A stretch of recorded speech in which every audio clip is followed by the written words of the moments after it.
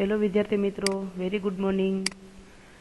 શ્રી કન્યા પ્રાથમિક વિદ્યાલય કાલાવડની e learning એપ્લિકેશનમાં હું આપ સૌનું હાર્દિક સ્વાગત કરું છું. વિષય ગુજરાતી, ધોરણ 8, એકમ નંબર 15. આપણે ભણવા જઈ રહ્યા છીએ આપણા અખંડ ભારતના શિલ્પી શ્રી સરદાર વલ્લભભાઈ પટેલ વિશે. આજે આપણે છે ઈ આ લેક્ચરની અંદર તેનો ભાગ 1 જોઈશું. તેના પછીના લેક્ચરની અંદર આપણે વ્યાકરણ વિભાગ આ પાઠમાં આવતું અને એનો અભ્યાસ, સ્વાધ્યાય અને પ્રવૃત્તિ કરીશું. આ પાઠના લેખક છે ડોક્ટર રાઘવજી માધડ. આપણે છે આ પાઠની શરૂઆત છે એ તેના કવિ પરિચય, લેખક પરિચય અને પાઠ પરિચયથી કરીએ. ડોક્ટર રાઘવજી માધડ, જેમનો જન્મ 1/6/1961 રોજ અમરેલી જિલ્લાના દેવળિયા ગામમાં થયો હતો. ડોક્ટર રાઘવજીભાઈનું પૂરું નામ છે ડોક્ટર રાઘવજી દાનાભાઈ માધડ. એ તમારે છે એ યાદ રાખવું જરૂરી છે. આ પાઠના લેખક છે તેનું પૂરું નામ છે ડોક્ટર રાઘવજી દાનાભાઈ માધડ, જેમનો જન્મ છે એ અમરેલી જિલ્લાના દેવળિયા ગામમાં થયો હતો. તેમણે મુખ્યત્વે ગુજરાતી સાહિત્યની અંદર કરેલું કાર્ય છે તો એમાં ટૂંકી વાર્તા, નાટક, નવલકથા અને લોક સાહિત્યમાં સર્જન કરેલ છે. જેમણે ઝાલર, અમરફળ, કુખ, જળતીર્થ, લોકવાણી એમના નોંધપાત્ર પુસ્તકો છે. વિદ્યાર્થી મિત્રો, તમને ભવિષ્યની અંદર જો તમે છે એ વાંચવાના શોખીન હોય અને કોઈ પુસ્તકાલયમાં જાઓ તો આ બુક વાંચજો, જેથી તમને છે એને લોક સાહિત્યની અંદર કરેલા કાર્ય, તેમની વાર્તા, નાટક અને નવલકથા વિશે તમને માહિતી મળે. ગુજરાતી સાહિત્ય અકાદમી સહિત અન્ય સંસ્થાઓ દ્વારા તેમણે પારિતોષિક પ્રાપ્ત થયા છે. શિક્ષણ ક્ષેત્રે તેમનું નોંધપાત્ર પ્રદાન રહ્યું છે. મારી શિક્ષણ ગાથા અને વર્ગ એજ સ્વર્ગ એમના શિક્ષણ વિષયક પુસ્તકો છે.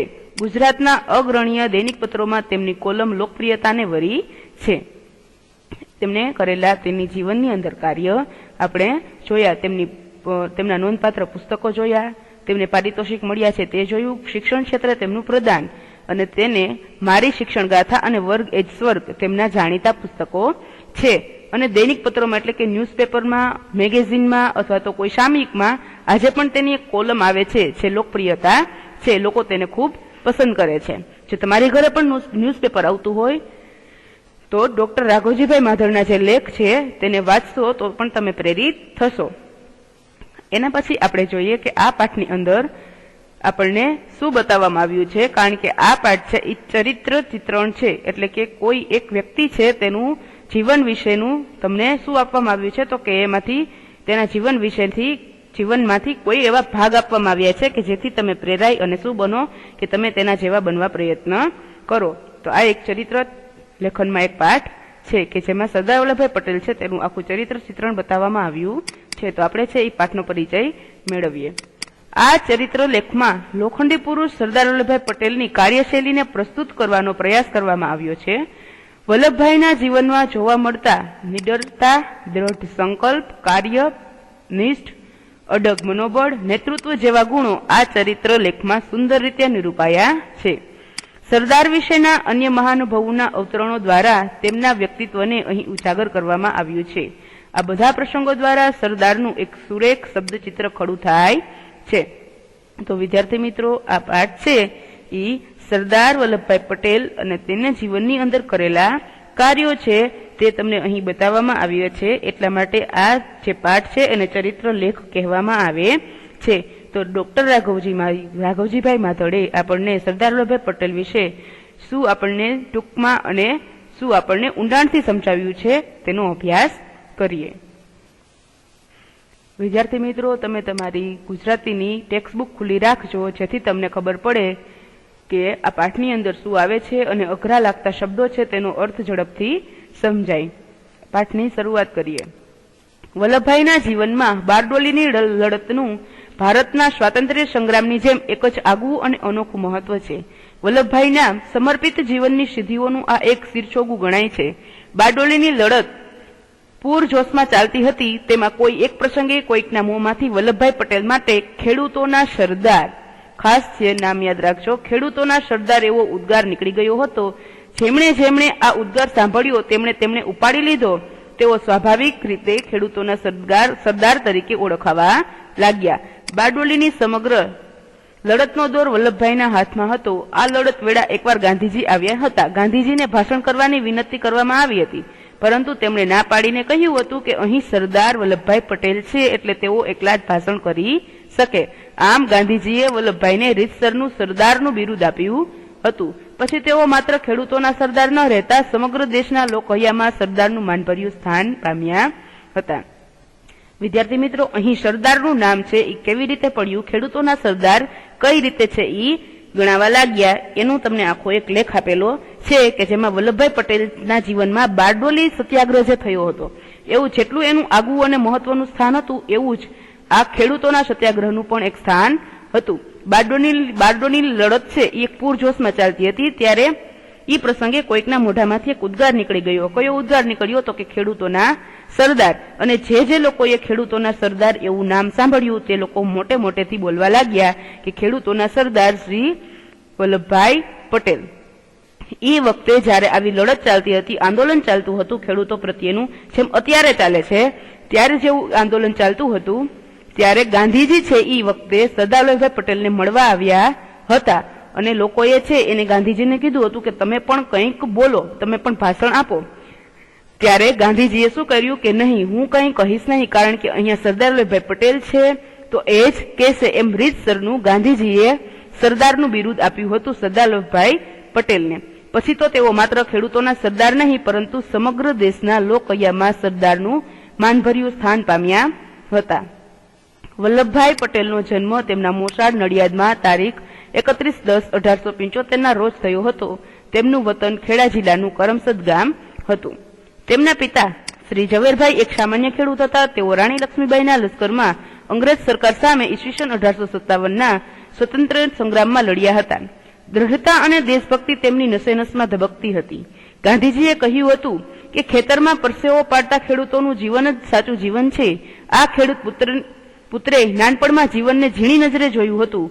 ગામડામાં જીવનની ઓછપ અને અધૂરપને અનુભવતી હતી.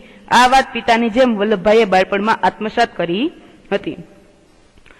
વિદ્યાર્થી મિત્રો, સરદાર વલ્લભભાઈ પટેલના પિતા ઝવેરભાઈ એક સામાન્ય ખેડૂત હતા અને તે છે એ રાણી લક્ષ્મીબાઈના લશ્કરમાં અંગ્રેજ સરકાર સામે 1857નો જે સ્વાતંત્ર્ય સંગ્રામ હતો તેમાં લડ્યા હતા. તેમનું મનોબળ એકદમ દ્રઢ હતું અને દેશભક્ત માટે તેમની શું હતી કે દેશ માટે તેમની સાચી ભક્તિ હતી અને તેની નસે નસમાં ધબકતી હતી. ગાંધીજીએ એક વાત કીધી હતી કે ખેતરમાં જે પરસેવો પાડે છે, કામ કરે છે, મજૂરી કરે છે, શ્રમ કરે છે, પરિશ્રમ કરે છે, આવા વાક્યો એને કીધા હતા કે જે પરસેવો પાડે છે તે જ જીવન સાચું છે. એટલે ખેડૂતોનું એ જ જીવન છે, એ જ સાચું છે. આ ખેડૂત પુત્રે એટલે કે આ સરદાર વલ્લભભાઈ પટેલે તેના પિતાની જેમ નાનપણમાં જીવનને ઝીણી નજરે જોયું હતું કે ગામડામાં જીવનની કંઈક ઓછપ, કંઈક અધૂરપ અનુભવતી હતી. તે એના પિતાની જેમ વલ્લભભાઈએ બાળપણમાં આત્મસાત કરી હતી, એટલે કે બાળપણમાં જ તેને અનુભવી લીધું હતું. એના પછી આપણે જોઈએ, ગામની શાળામાં પ્રાથમિક શિક્ષણ લઈ વલ્લભભાઈએ નડિયાદ અને વડોદરામાં ઉચ્ચ શિક્ષણ મેળવ્યું હતું. વિદ્યાર્થી વયની જ તેમનામાં નિડરતા, નેતાગીરી કે દ્રઢ સંકલ્પના બીજ પડેલા હતા. એકવાર તેમણે કાખલબાઈમાં થયેલી ગામના વૈદરાજે ઈલાજ માટે લોખંડના ધગધગતા સળિયા વડે ડામ દેવાનું વિચાર્યું. ત્યારે કુમળું બાળક જોઈ ખુદ વૈદરાજ અવઢવ અનુભવવા લાગ્યા. આ સમયે વૈદરાજના હાથમાંથી ગરમ સળિયો લઈ જાતે જ ગાંઠ પર ડામ દઈ દીધો હતો. જોનારા સૌ દંગ રહી ગયા હતા. તેઓના વિશિષ્ટ ગુણોને વ્યક્ત કરતા બાળપણમાં આવા તો અનેક પ્રસંગો છે. એના પછી આપણને વલ્લભભાઈનું છે એ પ્રાથમિક શિક્ષણની વાત કરેલી છે કે ગામની શાળામાં તેમને પ્રાથમિક શિક્ષણ લીધું. વલ્લભભાઈ છે નડિયાદ અને વડોદરામાં ઉચ્ચ શિક્ષણ મેળવ્યું. એક વખત કેવું થયું હતું કે જેઓ નાના હતા ત્યારથી તેનામાં નિડરતા, નેતાગીરી અને દ્રઢ સંકલ્પના બીજ તો હતા જ. એક વખત તેને કાખલબાઈ એટલે કે બગલમાં એક ગુમડું થયું હતું. એ ગુમડું થયું હતું ત્યારે એને કોઈ ઈલાજ નહોતા. વૈદરાજ જે ઈલાજ આપતા એ ત્યારે કોઈ ડોક્ટર કે એવી કઈ ફેસિલિટી કે કઈ હતું નહીં. ત્યારે શું કરતા કે લોખંડનો ગરમ ગરમ સળિયો હોય તેની ઉપર અડાડે અને ગુમડું ફૂટી જાય ને પછી રૂઝ આવવા માંડે. તો વૈદરાજ છે એ અવઢવ એટલે કે ખુદ હેરાન થવા લાગે કે નાનું એવું કુમડું બાળક છે, હું એને સળિયો કેવી રીતે ગરમ ગરમ અડાડું. પરંતુ વલ્લભભાઈ પટેલે શું કર્યું તો કે વૈદરાજના હાથમાંથી જાતે સળિયો લઈ લીધો અને પોતાની જે ગાંઠ હતી તેની ઉપર એને ડામ દઈ દીધો. અને જે લોકો આ જોતા હતા એ બધા દંગ રહી ગયા કે આવો નાનો એવો બાળક છે પણ એની અંદર શું વધુ છે તો કે સુરવીરતા ઘણી બધી છે, એને નીડર છે, એકદમ દ્રઢ છે, એટલા માટે લોકોએ તેના વિશિષ્ટ ગુણોને વ્યક્ત કરતા બાળપણમાં તેને આવા અનેક પ્રસંગો છે એ કર્યા છે. એના પછી છે કે વલ્લભભાઈએ કાયદાના અભ્યાસ માટે એટલે કે વકીલના અભ્યાસ માટે ઇંગ્લેન્ડ જવા બચત કરી પૈસા ભેગા કર્યા હતા, પરંતુ મોટાભાઈ વિઠ્ઠલભાઈએ લંડન જવા એના મોટાભાઈ વિઠ્ઠલભાઈ છે તેને લંડન જવા દઈ ભાતૃભાવનું ઉત્તમ ઉદાહરણ પૂરું પાડ્યું છે. ભાતૃભાવ એટલે ભાઈ તરફનો પ્રેમ. અન્યને પ્રેમ પ્રગટ કર્યો હતો. પછી તો તે વલ્લભભાઈએ સખત પરિશ્રમ અને બુદ્ધિ ચાતુર્યથી એક સફળ વકીલ તરીકેની નામના મેળવી હતી. એક વખતની વાત છે કે વલ્લભભાઈ કોર્ટની કાર્યવાહીમાં વ્યસ્ત હતા. ત્યાં પ્યુન આવી એક તાર આપી ગયો. તાર વાંચીને કોઈ જ પ્રતિક્રિયા વગર વલ્લભભાઈએ ખિસ્સામાં મૂકી દીધો. વળી તેઓ કોર્ટની કાર્યવાહીમાં લાગી ગયા. કાર્યવાહી પૂરી થઈ પછી કોઈએ પૂછ્યું કે મિસ્ટર પટેલ શાનો તાર હતો? વલ્લભભાઈએ ધીમેથી જણાવ્યું કે મારા પત્નીનું અવસાન થયું છે. આમ લાગણીને વશ થયા વગર પોતાની ફરજને અડગતાથી અદા કરી હતી. વલ્લભભાઈ પટેલ છે એને કાયદાનો અભ્યાસ એટલે કે એને વકીલનો અભ્યાસ કરવા માટે થોડા એવા પૈસા ભેગા કર્યા હતા, પરંતુ એનામાં ભાતૃભાવની લાગણીને કારણે એને શું કર્યું કે પોતાના મોટાભાઈ વિઠ્ઠલભાઈ છે તેને એને લંડન જવા દીધા. આમ એને ભાતૃભાવનું અહીં ઉદાહરણ પૂરું પાડ્યું. અન્યને પ્રેમ પ્રગટ કર્યો. પછી તેને ખૂબ મહેનત કરી અને પોતાની બુદ્ધિ ચારિત્રથી પોતે કેવા બન્યા તો કે એક સફળ વકીલ બન્યા. એક વખતની વાત છે જ્યારે પોતે વકીલ બની ગયા અને કોર્ટની અંદર કંઈક કાર્યવાહીમાં વ્યસ્ત હતા ત્યારે એક પ્યુન આવે છે અને એને તાર એટલે કે ટપાલ આપીને જાય છે. વલ્લભભાઈ પટેલ શું કરે છે કે એ ટપાલને વાંચી અને ફરીથી પોતાની ખિસ્સામાં મૂકી દે છે અને પાછી કોર્ટની કાર્યવાહીમાં લાગી જાય છે. આ બધો જે બનાવ બને છે ત્યારે એક વ્યક્તિ છે તેની સામે હોય છે, એ જોતો હોય છે કે વલ્લભભાઈ પાસે એક તાર આવ્યો, તેને વાંચ્યો, પરંતુ એને કંઈ પ્રત્યુત્તર આપ્યા વગર શું કર્યું તો કે તારને એટલે કે ટપાલને છે પોતાના ખિસ્સામાં મૂકી દીધી. તો એ સામેવાળો વ્યક્તિ એને પૂછે છે કે મિસ્ટર પટેલ શાનો તાર હતો એટલે કે શું હતું? તો વલ્લભભાઈએ એને ધીમેથી કીધું કે કંઈ નહીં, મારા પત્નીનું અવસાન થઈ ગયું છે. આમ પોતે પોતાની લાગણીને વશ થયા વગર એટલે કે એક કાંઈ પણ પ્રકારના પ્રત્યુત્તર વગર પોતે પોતાની ફરજ છે એ ફરીથી પૂરી કરવા લાગ્યા. તો આ રીતે લાગણીને વશ થયા વગર પોતાની ફરજને અડગતાથી અદા કરનારા આપણા શ્રી સરદાર વલ્લભભાઈ પટેલ વિશે એક અહીંયા બીજું એક ઉદાહરણ અહીંયા પૂરું પાડ્યું છે. એના પછી છે કે આમ તો દૂરથી જનારાને વલ્લભભાઈનું વ્યક્તિત્વ એકદમ વૃક્ષ લાગતું, સ્વભાવ પણ બહુ કડક છે એવી છાપ પડતી, પણ તેમની બોલી સચ્ચાઈ અને આખા બોલાપણાના લીધે એમ લાગતું હતું કે ખરેખર તેઓ નાળિયેર જેવા હતા. શું કામ નાળિયેર જેવા? તો કે નાળિયેર જેમ ઉપરથી કઠણ અને બરછટ લાગે પણ અંદરથી મીઠું અને કોમળ હોય. તેમાં સ્વભાવની ખાસિયત એ હતી કે કોઈનાથી પણ ડરતા નહીં, ભલભલાને પણ કોઈને જે શરમ વગર સાચું અને સ્પષ્ટ સંભળાવી દેતા. વળી તેમની વાણીમાં જોશ, જુસ્સો અને સચ્ચાઈનો રણકો રહેતો હતો. આવું જોતા એવું લાગતું હતું કે વલ્લભભાઈ પટેલનો સ્વભાવ છે એકદમ કેવો હશે તો કે વૃક્ષ અને કડક મિજાજના હશે એવી જ એની છાપ હતી, કારણ કે તે બોલી સચ્ચાઈ અને આખા બોલાપણાના લીધે એવું થતું હતું. પણ ખરેખર વલ્લભભાઈ પટેલ કેવા હતા તો કે નાળિયેર જેવા, ઉપરથી એકદમ કઠણ અને બરછટ લાગે પણ અંદરથી કેવા તો કે મીઠા અને કોમળ. તેમના સ્વભાવની ખાસિયત જ એ હતી કે કોઈનાથી ક્યારેય ડરતા નહીં. એની સામે કોઈ પણ વ્યક્તિ હોય જરા પણ શરમ રાખ્યા વગર જે હોય તે સાચું અને સ્પષ્ટ સંભળાવી દેતા અને સ્પષ્ટ બોલતા. તેની વાણીમાં એટલે કે તેની બોલીમાં જોમ અને જુસ્સો અને સચ્ચાઈનો રણકો રહેતો હતો. એના પછી જોઈએ તેનું કે બારડોલીની લડત વખતે એક પત્રિકા પ્રગટ કરી હતી. એક જાગૃત નેતા તરીકે ચેતવણી આપતા તેમણે લખ્યું હતું કે લડાઈ કરવી હોય તો લગ્નમાં મહાલવાનું ન પોસાય. કાલ સવારે ઉઠીને તમારે ઉગિયાથી આથમિયા સુધી ઘરને તાળા મારી ખેતરમાં ફરતા રહેવું પડે, છાવણી જેવી જિંદગી ગાળવી પડે. ગરીબ તવંગર બધા વર્ગ અને બધી કોમ એક રાગ થઈને એક ખોડીએ પ્રાણ હોય તેમ વર્તે. શું કીધું છે અહીંયા કે બારડોલીની લડત થઈ ત્યારે એક પત્રિકા પ્રગટ કરવામાં આવી હતી. એ પત્રિકાની અંદર એવું લખેલું હતું કે જો જાગૃત થશો, એક જાગૃત નેતા તરીકેની એની ચેતવણી હતી કે આપણે જો લડવું હોય, લડાઈ કરવી જ હોય તો લગ્નમાં મહાલવાનું ન પોસાય. એટલે કે તમે જેમ લગ્નમાં તમે ખુશી મોજ કરતા હોય એવું પોસાય નહીં. સવારે બધાને ઉઠ્યા ત્યારથી સવાર અને આથમ્યા ત્યાં સુધી ઘરને તાળા મારીને રાખવાના, ખેતરમાં હરતા ફરતા રહેવાનું અને છાવણી જેવી જિંદગી ગાળવી પડે. ક્યારેક ઘરે આવવા મળે, ક્યારેક ઘરે આવવા ન પણ મળે. પછી ગરીબ હોય, તવંગર એટલે કે અમીર હોય કે ગરીબ હોય, બધા વર્ગે એક સાથે રહી બધી કોમને એક રાગ થઈ અને એક ખોડીએ પ્રાણ હોય તેમ વર્તવું પડે. તમે બધા એક જગ્યાએ ભેગા થાવ અને પછી અમીર અને ગરીબનો ભેદ કરો કે અમે આ કરીએ અમે તે નહીં કરીએ તો તેવું ચાલશે નહીં. બધાને એકજૂઠ થઈ અને એક ખોડીએ જ પ્રાણ હોય તેવી રીતે વર્તવું પડશે. આપણા હાથેથી એક દમડી સરકારને આપવી નથી એ નિશ્ચયમાં કાયમ રહેજો, નહીં તો જીવન ન જીવ્યું થઈ જશે અને તાલુકો કાયમ માટે બોજામાં પડશે. વલ્લભભાઈ પટેલે શું કીધું હતું કે આપણા હાથેથી એક દમડી એટલે કે એક પણ પૈસો કે એક પણ રૂપિયો આપણે સરકારને આપવો નથી. જો આપણે આપણા કામમાં નિશ્ચય એટલે કે કાયમ નહીં રહીએ તો આપણું જીવન જીવ્યું છે કે નથી જીવ્યું એ ખબર જ પડશે નહીં અને આપણો તાલુકો છે એ હંમેશાના માટે બીજાનો થઈ જશે. વલ્લભભાઈ વીર હતા એટલે જ વિનોદી હતા. મહાદેવભાઈની ડાયરીમાં વિનોદના ઘણા પ્રસંગો નોંધાયા છે. એકવાર મહાદેવભાઈએ ક્યાંક એક શબ્દ વાંચ્યો હતો કે રચનાત્મક ગફલત. એમણે નવાઈ લાગી કે રચનાત્મક ગફલત તે વળી કેવી હોય, પણ સરદાર જેમનું નામ બિરબલની છટાથી બોલી ઉઠ્યા, ન સમજ્યા આજે તમે દાળ બનાવી હતી તેવી દાજેલી દાળ. વલ્લભભાઈ પટેલ વીર હતા, સત્ય પુરુષ હતા, એટલા માટે તો એને વિનોદી કહેવાતા હતા. મહાદેવભાઈની ડાયરીમાં વિનોદના ઘણા બધા પ્રસંગો છે એ નોંધાયા છે. મહાદેવભાઈએ એક વખત એક શબ્દ વાંચ્યો હતો કે રચનાત્મક ગફલત. એટલે એમને નવાઈ લાગી કે રચનાત્મક ગફલત એટલે શું, તો સરદાર પટેલનું કઈ નામ એમ જ નહોતું. સરદાર વલ્લભભાઈ પટેલે તરત જ બિરબલની છટાથી બોલી ઉઠ્યા કે આજે તમે જે દાળ બનાવી હતી તેવી દાજેલી દાળ. એક તો એને કઈ પણ દીધું કે તમે જે દાળ બનાવી હતી એવી, અને બીજું એવું પણ કહી દીધું કે દાજેલી દાળ. એટલે એને કહેવાય રચનાત્મક ગફલત. એક જ વાક્યની અંદર એને બે વસ્તુ કહી દીધી કે આજે તમે જેવી દાળ બનાવી હતી એવી દાજેલી દાળ. વલ્લભભાઈએ જેલ યાત્રા પણ વેઠી હતી. દાંડી યાત્રાના 5 દિવસ પહેલા 7 માર્ચના રોજ અંગ્રેજ સરકારે રાસગામમાંથી ધરપકડ કરી. તેમણે અમદાવાદની સાબરમતી સેન્ટ્રલ જેલમાં રાખવામાં આવ્યા હતા. તે વખતે જેલમાં સજા ભોગવી રહેલા આઝાદી જંગના આંદોલનકારીઓએ ગગનભેદી નારાઓથી જેલની દિવાલોને ગજવી મૂકી હતી. સરદારની આ પ્રથમ જેલ યાત્રા કેટલી કઠિન હતી તેનું વર્ણન મહાદેવભાઈની ડાયરીમાં મળે છે. ધરપકડના ત્રીજા દિવસે મહાદેવભાઈ અને આચાર્ય કૃપાલાણીજીએ સરદારને મળવા જેલમાં ગયા હતા. તે વખતે થયેલી પ્રશ્નોત્તરીના થોડા અંશો જોઈએ તો વલ્લભભાઈ પટેલ છે એને જેલ યાત્રા પણ વેઠી હતી, એટલે કે તે જેલમાં પણ ગયા હતા. દાંડી યાત્રા થઈ હતી ગાંધીજીની.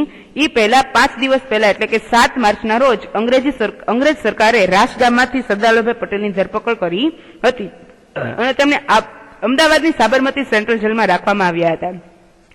તે વખતે જયારે જેલમાં સજા ભોગવી રહેલા થોડાક આઝાદી જંગના આંદોલનકારીઓ હતા એને સરદાર વલ્લભભાઈ પટેલને જોતા જ ગગનભેદી નારાઓથી જેલની દિવાલોને ગજવી મૂકી હતી. કારણ કે આજે તેની સાથે સરદાર વલ્લભભાઈ પટેલ હતા, તેથી એને કોઈ પણ પ્રકારનો ભય હતો નહીં. સરદારની આ પ્રથમ જેલ યાત્રા કેટલી કઠિન હશે તેનું વર્ણન મહાદેવભાઈની ડાયરીમાં જોવા મળે છે.